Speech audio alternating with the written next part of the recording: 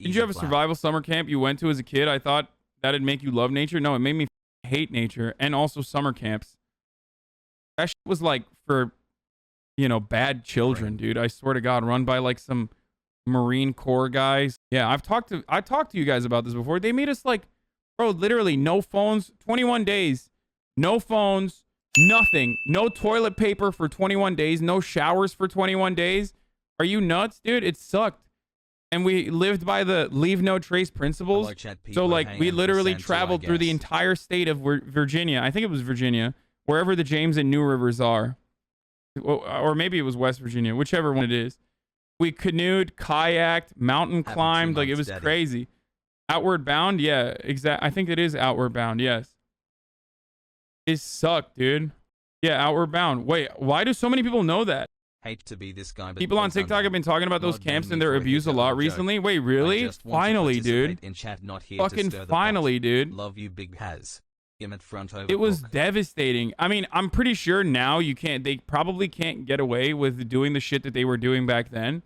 I don't think, like, when I was a kid and went to Outward Bound, they got away with probably a lot more shit that they never will be able to get away with now. Think about it, dude.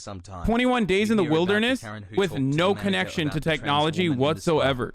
You're literally sleeping on a mountain every night. You have to make bear bags so that you don't get mauled in your sleep.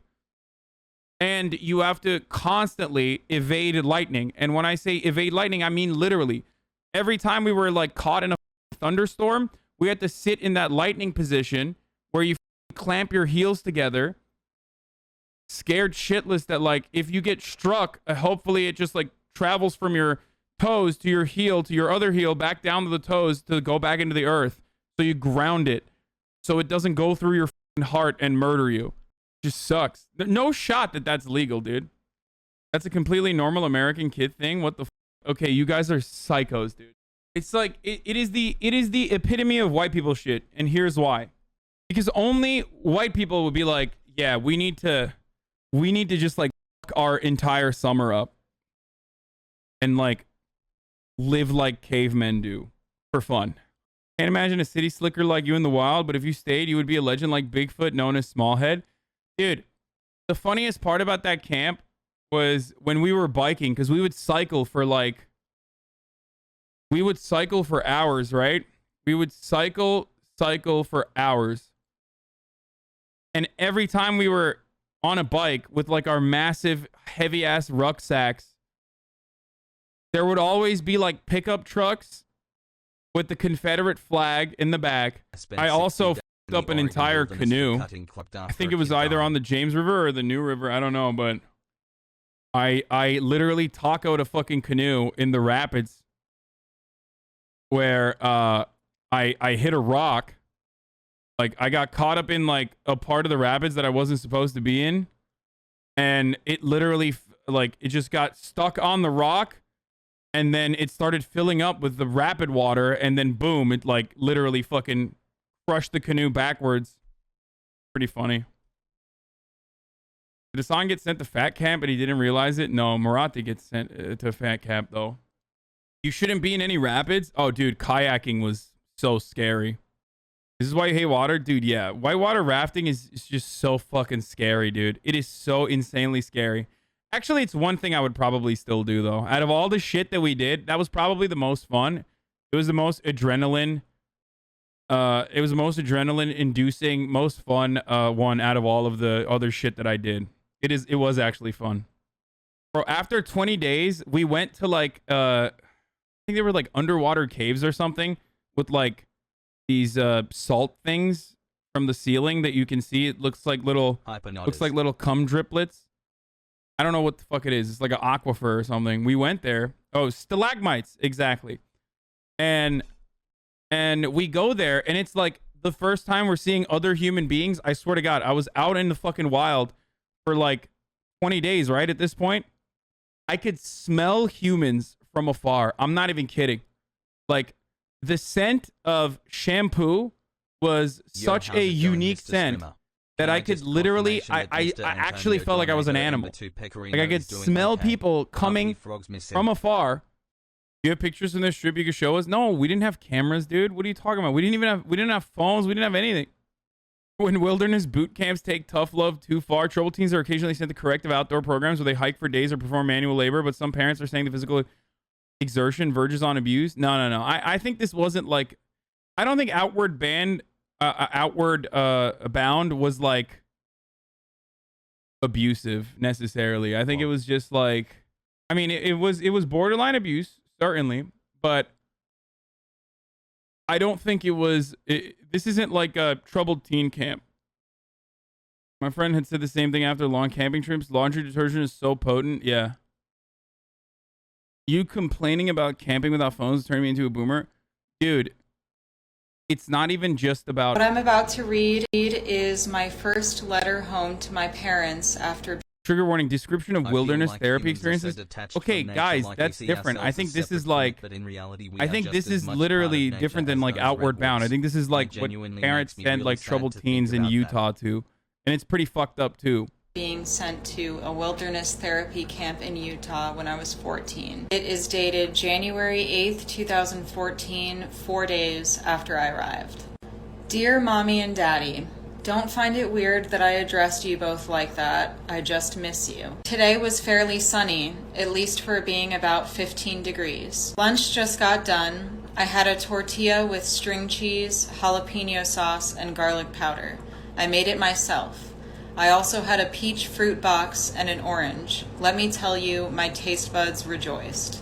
Good news, I'm off arm's length, which means I can now go to the bathroom by myself. I think about you all the time and how Mom cried when letting me go and how hard I held tears back. I can't say I haven't cried yet. We went on a 3-mile hike wearing very heavy packs on my back, not to mention the cold. Every night is freezing and filled with nightmares, but I woke up today to meet Jess, as well as her perfect little angel of a bulldog, Colonel, who found... Wait, I'm so confused. This kid said rejoiced in a letter when they were like 14 to their parents. She writes better than like 90% of adults, dude. What the fuck? Who found a nice warm bed on top of me during our session. The session went well, but it was difficult to talk some of the time. I just kept thinking about how much I miss my family and my dog. Tell my brothers I love and miss them both, and give Sassy some loving for me. I cannot put into words how much I love and miss you all. It's a pain in my entire body that I cannot describe, but I know that if I can just get through this, I'll be even better at... Dude, my entire body was covered in fucking, like, I was just red. I lost so much weight. It was insane. Like, I went in a fucking chubby little boy, and I came out just completely caked in fucking bug bites of every variety. Learned that the Canada maple leaf is actually the best fucking type to wipe your ass with in the wild. So, you know, remember that. I looked like I had poison ivy on my entire body, like literally top to bottom. But yeah, fun fact. Canadian maple leaf is literally the absolute best toilet paper in the wild if you don't have toilet paper. What did y'all eat? We ate like MREs and shit. I did Outward Bound for fun in Colorado, whitewater rafting, rock climbing, mountain biking, etc. Also went to a wilderness camp in Utah that was for troubled youth. They woke me up in the middle of the night to ship me off. We only ate rice and lentils for months and had to push a cart with all our food and water from camp to camp. A girl died when I was there and it's now shut down. Yeah, Outward Bound is not like whatever this person went to. It's not like that. I don't think it was for troubled teens. Maybe they have like a troubled teen version. It wasn't like MREs. It wasn't like military grade meals ready to eat, but it was like fucking wilderness MREs and shit. What you're doing. How was that first shower coming back? The greatest experience of all time. Why was I sent there? I was sent there because my mom, I think, legit thought that this would be like a wonderful experience for me.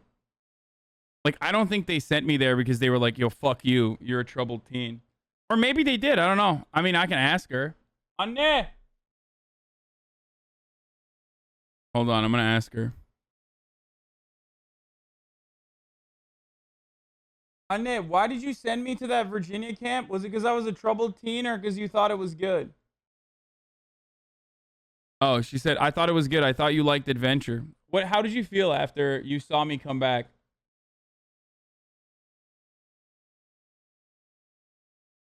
She said she was kind of shocked, but she was happy that I got all that experience.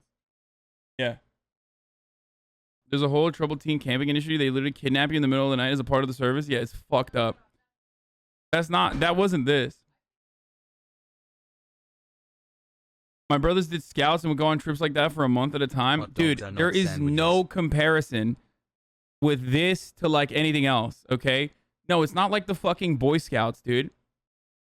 There is no situation where you are forced to take a shit and bring your own hand shovel with you everywhere you go to like literally fucking dig up a hole in the ground, take a shit in that hole, and then wipe your ass with leaves that you found, okay? That's not normal. Like, that's not a fucking experience that the Boy Scouts do.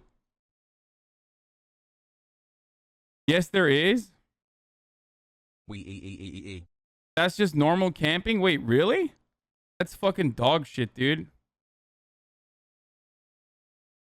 I did Boy Scouts camping in Turkey. We did not do that. You're describing regular backpacking? Oh my god, how many fucking granola Andes do I have in my community? This is crazy. Holy shit. I have so many fucking vegan Andes in here that are like, oh, I want to be one with nature. I'm a wilderness first responder and a senior leading in my university's outdoor research center, and everything but the leaves is normal. You probably have like something, like you have toilet paper, right? You usually have TP for backpacking? Yeah, we didn't have any of that shit. We didn't have any wipes for our bodies or anything. Like, no shower. For 21 days, too. Like, the duration is, like, crazy. I just don't get it, man. I don't get it. Like, why put yourself in an incredibly uncomfortable situation? I literally don't understand. Same with off-roading. Like, Marat and his homies love taking their cars out to a mountain, purposely getting it stuck so they can get it unstuck. I'm like, why are you creating problems for yourself? It literally does not make sense. Like, we escaped having to live in these gruesome conditions, okay? With technology, we got to a point where we don't need to do any of that. We use desert sand to wipe. The human brain enjoys problem solving. Yeah. Here, I solved all your problems for you. Stay the fucking doors inside of a city. Yeah, you're right. My brain does enjoy it. Okay? My brain enjoys it tremendously. I have solved all the problems. Shitting in a hole is near top tier camping, just a few steps under knife only. Like, I get glamping, right? I totally get glamping. Or like those van life people where they're like inside of a $500,000 Mercedes van that has like a shitter in it and like a full service kitchen with like melee appliances. You know what I mean? Like, that looks sick. I kind of get that. Even then, I'm like, I'm still not going to do it. I'd rather be at home. But I mean, I say this as like Murad is literally building a trailer so he could do glamping. Murat, for the past year in my garage, has been building, as I've told you guys already, has been building a trailer. He has a old Porsche that he souped up to turn it into an off-roading vehicle. He has like a 2004 Porsche Cayenne Turbo, which he kitted out to do off-roading. Everybody loves it. He loves it too, obviously. And then he went and he purchased another Porsche that was scrapped, basically. So he went and he purchased the same exact Porsche, but only the backside of it that's been cut in half. And then took that backside and has been doing metal work on it nonstop to like turn it into a trailer. And he's almost done with it, actually. Like, when he's done with it, I'll show you guys. It's really sick. What kind of Southern hillbilly shit is this? No. This is like... It is sick. That's why he always smells like sweat, blood, and metal. Metal has this, like, bloody smell. I don't know how to describe it. I went on one of those camping trips for a month. I really liked it, but I think it was just because I was a bit older and I went with friends. It was a Jewish thing, too. Love the stream, thank you. Before I started watching you, I was a cringe warrant supporter. Hassle. He got the Porsche for like $4,000 and put so much work into it that now he tells me he can like resell it for like 40. It's an old ass Porsche. So it's safe to say that cars are an investment? Yeah, if you're a fucking... It's the me getting bored at home and remembering I have a at home.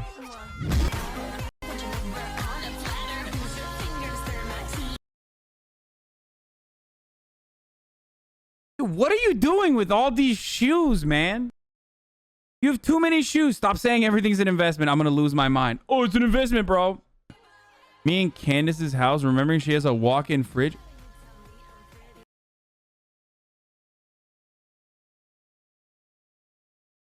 There's a car in the fucking living room, dude.